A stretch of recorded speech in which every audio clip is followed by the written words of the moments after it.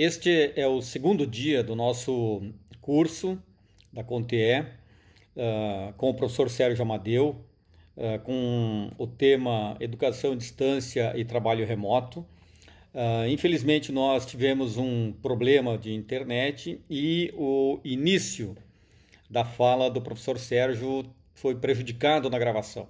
Então, estamos aqui retomando, trazendo essa pequena explicação em função do problema que tivemos de internet e não vai aparecer o início da fala do professor Sérgio, que ficou prejudicado por essa queda de internet. Então, o restante da sua fala, da sua palestra, está toda ok, tudo certo, mas tivemos esse probleminha, então pedimos aqui as nossas desculpas. Então, nesse segundo dia de aula com o professor Sérgio Amadeu. A Margaret Thatcher tinha uma frase: a sociedade não existe. Não sei se vocês fazem ideia do que ela está querendo dizer. O que existe é o mercado e as famílias que consomem os produtos do mercado. O Hayek deu essa expressão e o neoliberalismo foi caminhando lentamente para deslocar o indivíduo é importante apenas como consumidor. E a unidade fundamental não é outra senão a empresa. Por isso que o neoliberalismo quer fazer de todos, inclusive, uma empresa de si. Então, você é o empreendedor de um único empregado.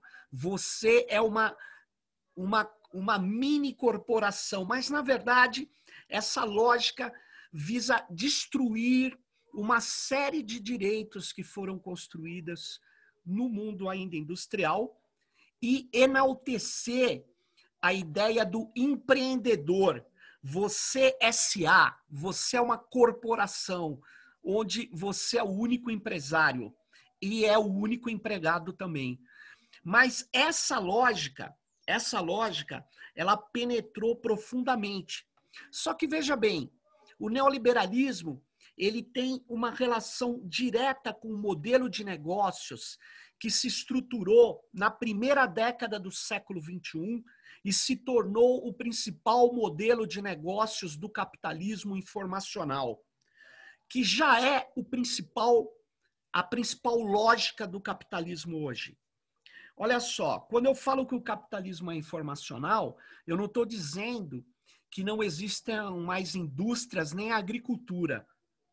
Isso é preciso ficar claro. Eu estou dizendo que os produtos de maior valor agregado, os produtos que valem mais, que têm o maior colocação tecnológica, que estão na ponta, são os produtos de tecnologias da informação. E isso já aconteceu na última década do século XX. Só que dentro dessa economia informacional, o principal mercado que se estruturou na primeira década do século XXI é, ou foi, e ainda é, o mercado de dados. O mercado de dados passou a ser o principal mercado da economia informacional, que é a economia mais pujante, mais forte, mais dinâmica de todo o capitalismo. Tanto é que o capital financeiro, para se reproduzir, ele apostou completamente, da primeira década do século XXI para cá, o capital financeiro apostou efetivamente no mercado de dados e construiu uma economia baseada em plataformas. Então, vamos primeiro ao mercado de dados. O neoliberalismo não conseguia atingir taxas de lucratividade até chegar às empresas de tecnologia da informação e até chegar ao modelo de negócio de dados, de coleta, processamento e análise de dados. Então, o que está acontecendo? Está acontecendo que se criou intermediários entre todos os setores da economia. Alguns ainda não existem plataformas, mas outros estão vendo o surgimento de um intermediário que não necessariamente tem os produtos que ele intermedia. Vou dar um exemplo claro para vocês. O Uber não tem um carro. O Uber, ele apenas junta quem precisa trabalhar vendendo serviço de transporte urbano individual com quem precisa de um táxi ou transporte urbano individual. E ele entra no meio do caminho coletando dados de quem precisa trabalhar e de quem precisa daquele serviço. Ele entra no meio do caminho e ele, portanto, começa a dominar todo aquele mercado. Ele coleta dados daquele mercado. Então, você pega o Google no meio da internet. A internet é um território gigantesco, mas aí o Google entra fazendo um papel. Se você precisa encontrar alguma coisa, você dá uma busca no Google. Então, ele sabe quem tem o que você está buscando e sabe quem está procurando aquilo. Então, ele entra no meio do caminho coletando dados de todas as pontas. Esse trabalho de intermediação e de coleta de dados, ele gerou uma sociedade que a pesquisadora holandesa José van Dijk chama de sociedade dataficada. Sociedade que se organiza transformando todos os fluxos da vida em dados. E aí você diz, não, mas isso aí não é normal? Não é natural? Não, dado não é natural. Dado é uma invenção. Então, eu vou pegar um exemplo antes que a gente se perca. É assim, pense num número que vira um dado e dele saem outros dados. Pense num registro geral, ou RG. Se você preferir, pense num CPF. Ele não dá em árvore, ele não nasceu junto com a humanidade, ele precisa ter sido criado por um projeto. Então, se criou a ideia de ter um dado que se chama registro geral. Pronto. Aí você entregava uma série de outras informações, ia até um lugar, no passado era uma delegacia de polícia, hoje você vai em várias estruturas e tira aquele número vinculado à sua identidade. Pois bem, aquele dado é um dado inventado. A partir dele, você liga uma série de outros dados. A dívida que você tem, tudo que você faz, é registrado ali junto ao seu RG ou, no caso de um outro dado, CPF. Por que eu estou falando isso? Porque os dados são invenções e eles necessitam dispositivos para serem captados. Agora, pense o que ocorreu a partir de 2004. O que ocorreu a partir de 2004 no mundo das redes? Surgiu uma coisa que muitos de vocês e de todos nós nem se lembra mais, que se chama Orkut. O Orkut parece coisa de velhos, né? Mas o Orkut não existe mais. 2 meses depois do surgimento, em 2004, do Orkut, em janeiro, surge uma coisa que veio muito tempo depois para o Brasil, que se chama Facebook. Ou seja, ali começa o império das redes sociais online. As redes sociais online são sites que, na verdade, não são redes. Você entra dentro de um jardim murado, completamente verticalizado, com uma arquitetura de informações que visa exclusivamente coletar os seus dados de tudo que você faz. Então, sabe o que acontece? Ela é muito útil, porque a gente passou a encontrar os amigos, passou a encontrar os colegas de trabalho e as redes sociais online são plataformas de intermediação, num primeiro momento, do entretenimento. E sabe o que ela faz? Ela coleta dados, mas não é o dado do que você publica, não. É os seus metadados, aqueles dados do que você escreveu e apagou, do link que você clicou, os dados do seu comportamento online. Esses dados estão sendo coletados e eles valem muito dinheiro. Esses dados, eles permitiram criar métricas que o capitalismo hoje utiliza, o marketing utiliza, são métricas que não existiam e que nós naturalizamos. Vou dar um exemplo para vocês. Há 30 anos atrás, saber o número de amigos e amigas que cada uma e cada um de vocês tem era impossível. Era impossível. Sabe por quê? Porque era preciso criar um dispositivo que criasse esses dados. E as redes sociais criaram. Sabe que dispositivo? Os seus amigos. Aí sabe o que acontece? Foram criados dados. Se você curte ou não, olha que loucura, curte ou não uma determinada página, um conteúdo, uma determinada coisa. Esse dado, que você curtiu ou não, foi criado. E muitas das pessoas passaram a naturalizar esses dispositivos de criação de dados, que são hoje feitos em grande quantidade. Vocês já devem ter notado, se você entrar nas lojas, no App Store do seu celular, seja Samsung ou Apple, qualquer um, você vai ter aquela lojinha que você baixa os aplicativos, certo? Vocês já devem ter baixado vários aplicativos. Vocês repararam a quantidade de aplicativos que tem? Então, reparem. Sabe por quê que tem muita gente oferecendo aplicativos gratuitos para você instalar? Muitos são úteis demais. É porque esses aplicativos são feitos gratuitamente para você instalar no seu celular e ele poder ter acesso a todos os seus dados. E aí ele capta esses dados e vendem para um broker de dados, que é um corretor de dados. Esse broker, em geral, vai vendendo para várias grandes empresas. Existe um ecossistema que se formou a partir da primeira década do século XXI, baseado numa economia da intrusão, uma microeconomia da interceptação de dados.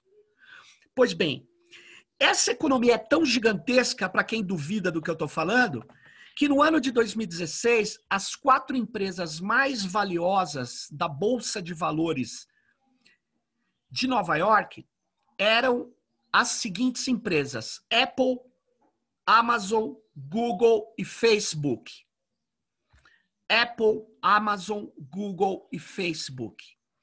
Então, vamos lá. Apple e Amazon, ela não tem todo o seu modelo de negócio baseado em coleta de dados, mas hoje ela já tem metade ou um pouco mais da metade do seu modelo de negócios baseado na coleta de dados pessoais.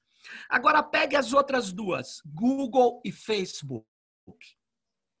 Essas duas empresas nos oferecem interfaces gratuitas, dispositivos e serviços gratuitos em troca dos dados pessoais que muitas vezes nós não sabemos que está ou estão sendo coletados. E para você ter uma ideia do tamanho dessas empresas, porque você poderia me dizer assim, não, mas valor de mercado tem muito de especulação, o que vale é o faturamento da empresa, é o quanto ela vale. Então vamos lá, vamos à soma dos 4, somente do faturamento dessas 4 empresas, ou seja, faturamento do que elas ganharam vendendo o que elas vendem. E eu insisto, 2 vendem só dados pessoais e as outras 2, metade do seu faturamento vem disso. Então vamos lá, elas faturaram no ano de 2016, que é o ano que eu fiz o levantamento, com precisão, esse faturamento cresceu de lá para cá, mas vamos lá. Eles faturaram 469,5 bilhões de dólares. Bom, aí você vai me dizer, esse número representa o quê? Então eu vou mostrar para você o que representa 469 bilhões de dólares. Faturamento de apenas 4 empresas de dados. Compare com o PIB brasileiro na mesma moeda no mesmo ano. O PIB brasileiro em 2016 foi de 1,7 trilhão de dólares. 1,7 trilhão de dólares. O faturamento dessas 4 empresas, só ele representou 26,1% do PIB brasileiro. Vocês fazem ideia do que é isso? Um quarto de toda a riqueza brasileira produzida em um ano foi o faturamento só dessas 4 empresas. Mas agora compare com o PIB da Argentina, que foi de 554 bilhões. O faturamento dessas 4 empresas representa 84% do PIB da Argentina. Agora compare com o PIB de um país que foi o primeiro laboratório neoliberal do mundo, que foi o Chile. O faturamento dessas 4 empresas representa 187% do PIB do Chile. E se você comparar com o nosso vizinho Uruguai, representa 891% do PIB do Uruguai. O que eu estou querendo dizer a vocês é o seguinte: nós estamos vivendo um momento onde as empresas que coletam dados e as plataformas que intermediam a relação dos mercados são baseados em dados, estão virando gigantes. E elas não param de crescer no mundo, a ponto das pessoas me falarem assim: ah, mas eu gosto do digital porque ele economizou papel e deixamos de derrubar árvores. Ele é ambientalmente sustentável. Vocês já devem ter ouvido falar disso. Então, e aí eu vou dar uma informação para vocês. O modelo de coleta de informações baseado em coleta de dados pessoais chegou a um limite tão absurdo que para você armazenar esses dados, você precisa construir enormes data centers. Vocês já devem ter visto isso. Enormes data centers, enormes locais onde se armazena dados em computadores, em servidores de rede. Esses data centers são gigantes. Quem conhece a cidade de São Paulo deve ter visto já o IMB. Um data center, ele em geral é do tamanho do IMB ou maior. Resumo da ópera. Ele concentra 200, 300, 400 mil máquinas num único lugar de armazenamento. Esses data centers, eles estão respondendo por um consumo de energia elétrica absurdo no mundo hoje. Ele tem um impacto ambiental negativíssimo hoje no mundo, a ponto de, antes de vir a pandemia, a prefeitura de Amsterdã, o equivalente à prefeitura de Amsterdã, na Holanda, um lugar de grandes data centers, proibiu a construção de novos data centers no seu território. Por quê? Porque o impacto dos data centers na região de Amsterdã, ambiental, já era maior que o impacto da frota automotora. Aí você fala, nossa, então o digital está tendo danos ambientais? Sim, por causa do modelo de negócio de coleta de dados. O Google coleta dados insistentemente de cada um de nós. O Facebook coleta dados insistentemente de cada um de nós. A Amazon coleta dados. A Microsoft, o TikTok, todas as plataformas, o Uber, o Waze, tudo coleta dados, porque dados passaram a ser o elemento de grande valor econômico. E aí eu queria chamar a atenção de vocês do seguinte. Bom, por que eu disse tudo isso? Porque é o seguinte, nesse momento da pandemia, as nossas escolas e instituições no Brasil, de modo acrítico, resolveram ampliar o poder dessas plataformas que vivem de analisar dados e vender perfis das pessoas para o marketing ou para qualquer tipo de serviço de outras empresas e passaram a ser decisivas na economia, a ponto da Rede Globo não conseguir ganhar tráfego nas redes digitais, o UOL, sem passar pelas plataformas. Eles estão tentando superar isso, mas não conseguem. O entretenimento já é dominado pelas plataformas. O Google já disputa o maior fluxo de dinheiro de propaganda e marketing no Brasil, com a Globo. No mundo, ele é a maior fonte de propaganda, de dinheiro da publicidade das empresas vai para o Google. Por que eu digo isso, então? Porque é o seguinte, no mundo da pandemia, 70% das instituições de ensino do Brasil utilizam plataformas, duas principalmente. São três, mas as duas principais são o Google e a Microsoft. E a terceira é a Amazon. 70% das instituições de ensino do Brasil acriticamente entregaram dados das relações entre professores e alunos, alunas e professores, pesquisadores, técnicos. O desempenho educacional foi entregue para empresas cujo produto é dar de graça, em geral, uma interface que funciona muito bem e ela faz você ficar nessa interface o maior tempo possível para ela coletar os dados sobre o seu comportamento, para coletar dados sobre como você vai proceder, para tentar obter dados sobre qual seria o seu próximo passo. Por isso que a palavra de ordem é Big Data e as expressões que vocês vão começar a ouvir cada vez mais chama-se Machine Learning ou aprendizado de máquina, que é um tipo de uso de dados de um tipo de inteligência artificial. Inteligência artificial é um nome meio genérico que assusta as pessoas, maravilha outras, gera expectativas que ainda não existem, mas no fundo, a área da inteligência artificial que mais avançou se chama Machine Learning, em português seria aprendizado de máquina. E o que o aprendizado de máquina faz? Basicamente o seguinte, ele extrai padrões. E ele, com esses padrões, tenta descobrir predições. Ele tenta fazer a análise do que vai acontecer no futuro com cada um de nós. Por isso que todo dado é importante. Eles coletam todos os dados, porque isso, para eles, melhora o processo algorítmico, melhora o processo de extração de padrões. Bom, aí você fala, não, mas eu já usava o Google, meu aluno e minha aluna já usavam o Google, então, na verdade, não tem nenhum problema a minha escola usar. Eu uso o Google, uso a Microsoft, não tem nenhum problema. Eu queria te colocar uma questão alto lá, porque é o seguinte, essas plataformas podiam ter o seu dado individual ali, o dado do seu aluno lá, no entretenimento, nas buscas na internet, eles estão coletando dados e metadados.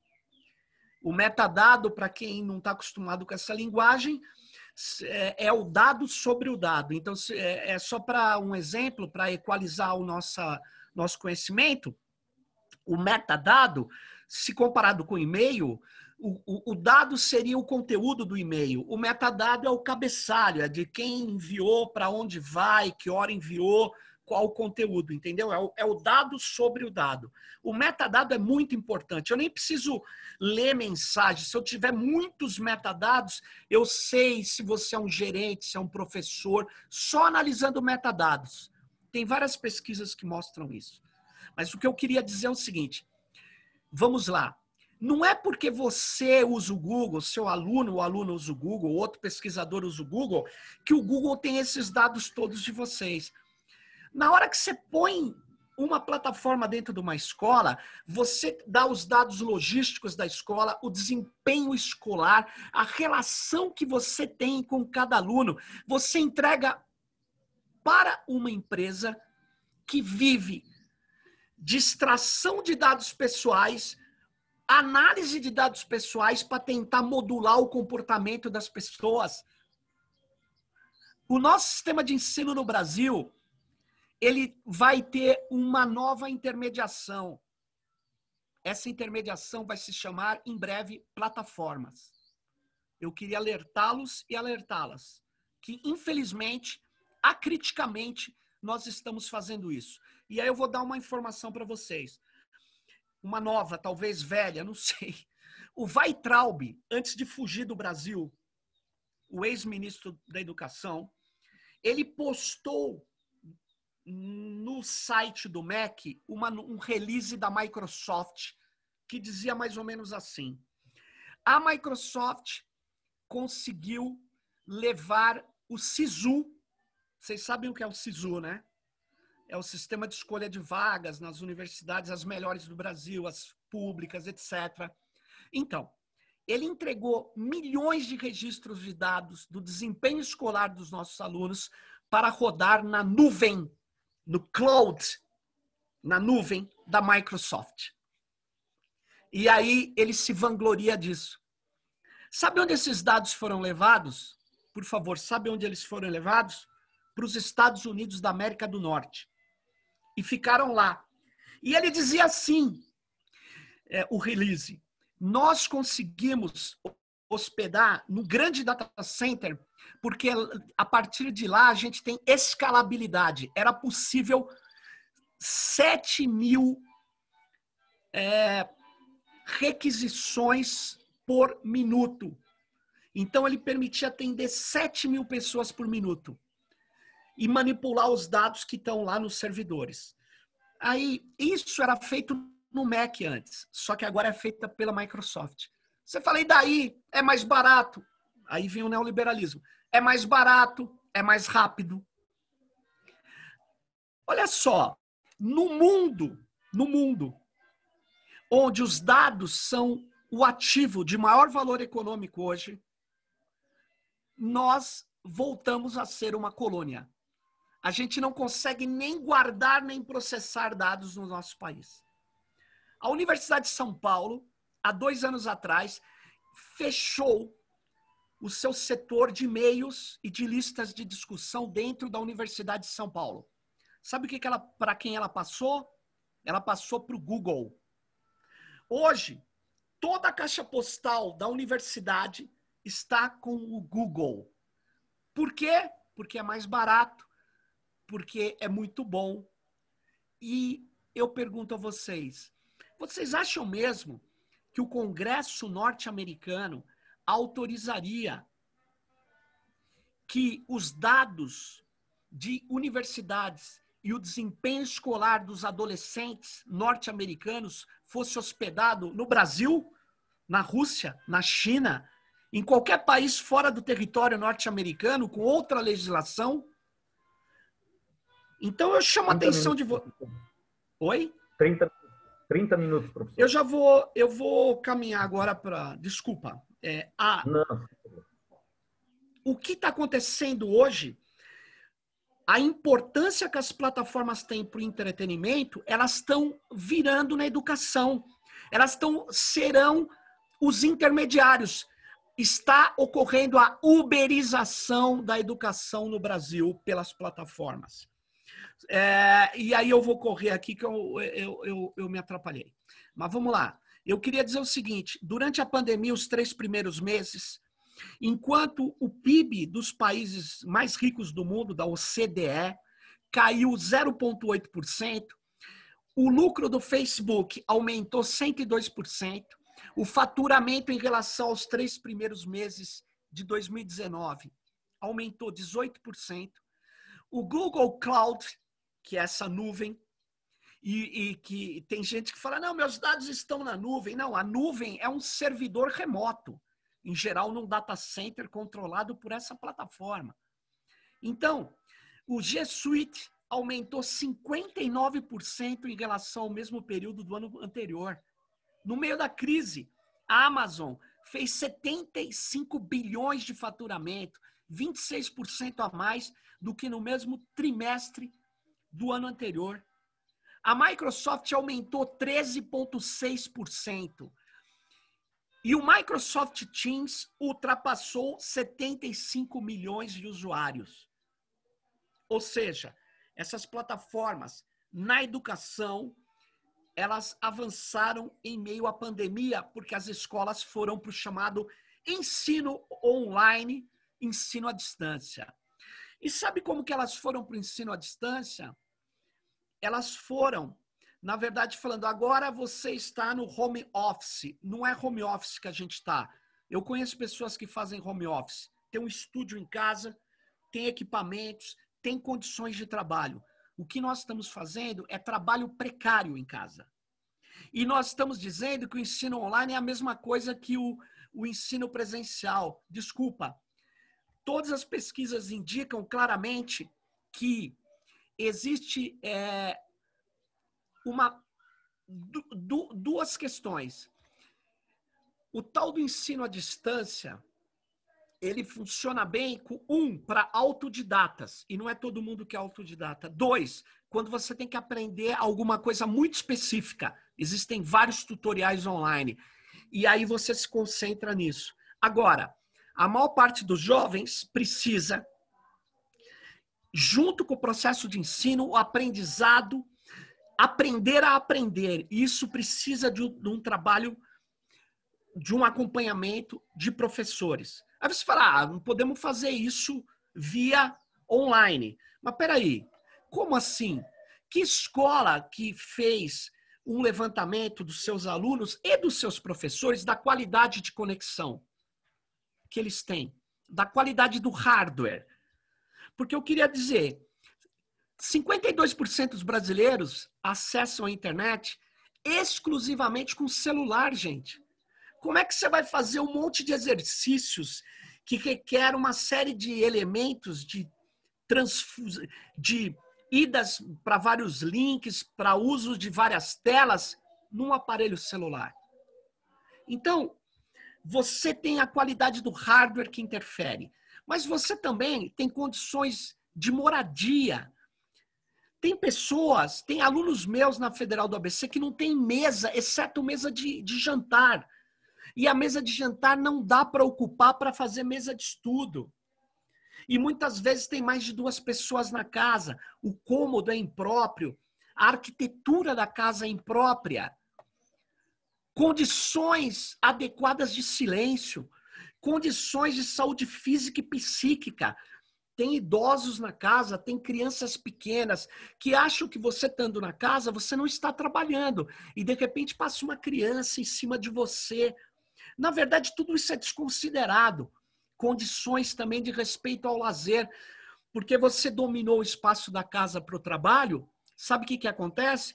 Aquela criança que ia ver alguma coisa no computador, no celular, na televisão, não pode ver mais. Aí você veda, você disputa no mesmo espaço condições de trabalho com condições de lazer. Então, veja bem, nós não estamos em home office, nós estamos num trabalho precário. E esse trabalho precário está cada vez mais sendo feito por plataformas que coletam dados. Então, as escolas, elas estão indo para o Google for Education, indo para a Microsoft 365, indo para todas essas plataformas. Enquanto estamos precarizados, estamos jogando dados do nosso comportamento, do nosso ambiente, para o conjunto desses intermediários, que vão ter condições cada vez mais de modular um comportamento. Eu vou parar aqui, eu vou reduzindo a minha questão à seguinte coisa.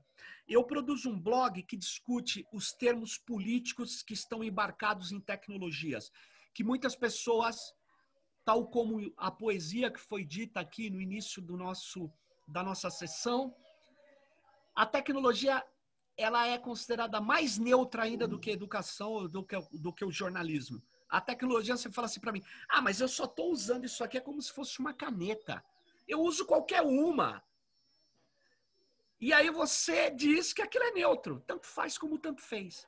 E a tecnologia da informação, ela nunca foi neutra como quase nenhuma tecnologia no uso social. Mas mais do que isso, ela é uma tecnologia hoje que serve aos interesses das grandes corporações. Os professores e professoras, portanto, estão cada vez mais jogando acriticamente as informações, as escolas estão fazendo isso, e nós estamos substituindo os intermediários por intermediários plataformizados, num ensino precarizado, num ensino completamente precarizado. E que vai ter escolas que já estão achando que é melhor fazer parte dos seus trabalhos online, à distância, porque deu certo na pandemia. E se tem uma coisa que não deu certo na pandemia, foi isso. Foi isso. Eu tenho filhos pequenos que fazem na escola deles esse ensino, de fato, não tem a menor condição dele dar certo. a menor condição. Aí você fala, mas na pandemia, o que nós poderíamos fazer? Nós poderíamos aproveitar esse momento para ter feito um censo sociotécnico, envolvido a comunidade escolar, observado a realidade social da educação e ter encontrado, cada um ao seu tempo, as soluções, ao invés de fazer esse pastiche, essa uniformização, essa homogeneização que efetivamente não deu certo. E mais do que isso, entregamos dados das nossas crianças e adolescentes para plataformas. Eu tenho um blog que chama Tecnopolítica. Depois, se vocês quiserem, vocês podem dar uma busca. No YouTube tem várias mídias. Eu ocupo todas essas redes nefastas, porque eu divulgo o blog. E esse blog é um videoblog, na verdade. Ele é um podcast que é um videocast. E o último episódio é sobre as licenças dessas plataformas na educação. Eu não tenho tempo, são vários detalhes, eu gostaria que vocês vissem para vocês verem o absurdo que é. Só queria selecionar duas coisas. As licenças foram analisadas pela Cátedra da Unesco de Ensino à Distância, que é na UNB, do Theo Almiel, e ele analisou, ele pegou, junto com duas pesquisadoras, analisaram as licenças do ponto de vista jurídico. É um absurdo. Primeiro que, na Lei de Proteção de Dados que entrou em vigor agora, as escolas, elas podiam ser controladoras ou operadoras de dados. Essas plataformas fizeram uma gambiarra e disseram que a escola é a controladora dos dados. Portanto, a principal responsável pelos vazamentos de dados são as escolas.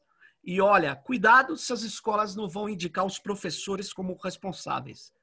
Segundo, o que acontece é que os dados podem ser hospedados em outros países, ou seja, com legislações que nós não controlamos. E terceiro, eles podem usar os dados, não vender os dados, mas eles podem usar os dados para treinar, o termo é esse mesmo, treinar os algoritmos de inteligência artificial deles. Eles não podem vender o dado, mas eles podem treinar o algoritmo. E aí eu termino dizendo o seguinte, a gestão das plataformas é uma gestão algorítmica. Cada vez mais nós vamos ter noção disso. Não é uma gestão humana só, burocrática. Quem define os limites dos algoritmos são os humanos, mas quem produz as decisões de quem vai ver um post meu no Facebook, da ordem, da hierarquia das respostas de uma busca minha no Google, quem vai decidir isso é ou são os sistemas algorítmicos. Então, eu queria chamar a atenção de vocês que esses sistemas algorítmicos, eles precisam de muitos dados. A inteligência deles está na coleta de dados, na análise de padrões, e é isso que eles estão fazendo. É isso aí. Então, eu queria dizer o seguinte, nós estamos vendo um processo que a gente tem alternativas, e a alternativa é a gente assumir que nós podemos e temos condição de desenvolver tecnologias, e a tecnologia é cultura. Tecnologia não é um problema técnico, não é um problema neutro. Tecnologia é algo que nós podemos e devemos incluir na nossa pauta política. Se nós não fizermos isso, nós vamos ficar cada vez mais, aprofundar a nossa dependência e a colonização agora das nossas escolas, porque o do nosso país está indo de vento em popa. O Brasil hoje é uma nova colônia, só que é uma colônia digital. Era isso que eu queria trazer para vocês.